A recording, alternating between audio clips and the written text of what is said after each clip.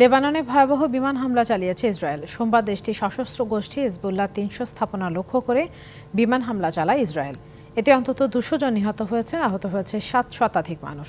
হামলার নিন্দা জানিয়ে ইসরায়েলি আগ্রাসন বন্ধে জাতিসংঘ ও আন্তর্জাতিক মহলের হস্তক্ষেপ চেয়েছেন লেবাননের অন্তর্বর্তী প্রধানমন্ত্রী নাজিব মিকাতি। ইসরায়েল সেনাবাহিনী রবিবারই ঘোষণা দেয় লেবাননে বড় মাত্রায় হামলা চালাবে তারা। এরই জেরে সোমবার সকালে লেবাননের দক্ষিণাঞ্চলে হেজবুল্লাহর অন্তত ৩০০ স্থাপনা লক্ষ্য করে বিমান হামলা চালায় ইসরায়েলি সেনারা।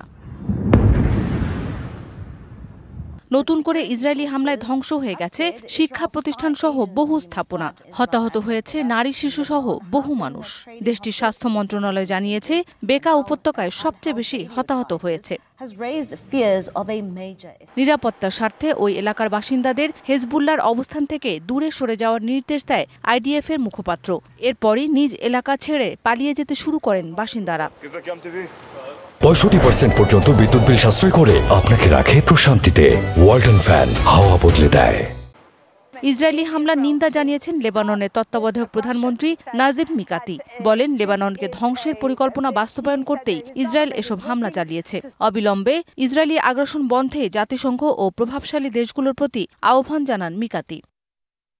এদিকে হেজবুল্লাহ নিশ্চিহ্ন না হওয়া পর্যন্ত এ হামলা চলবে বলে হুঁশিয়ার করেছেন ইসরায়েলের প্রতিরক্ষা মন্ত্রী ইয়োভ গ্যালান্ট।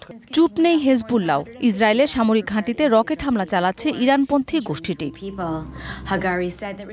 জাতিসংঘ মহাসচিব অ্যান্তোনিও গুতেরেস বলেছেন, ইসরায়েল হেজবুল্লাহর মধ্যে পাল্টাপাল্টি হামলা চলতে থাকলে আরেকটি গাজায় পরিণত হবে বৈরুত।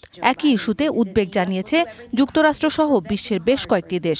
আশঙ্কা করা হচ্ছে মধ্যপ্রাচ্য জুড়ে একটি পূর্ণমাত্রার যুদ্ধ ছড়িয়ে পড়ার। মৌসুমী শান্তা, ডিবিসি নিউজ ডেস্ক।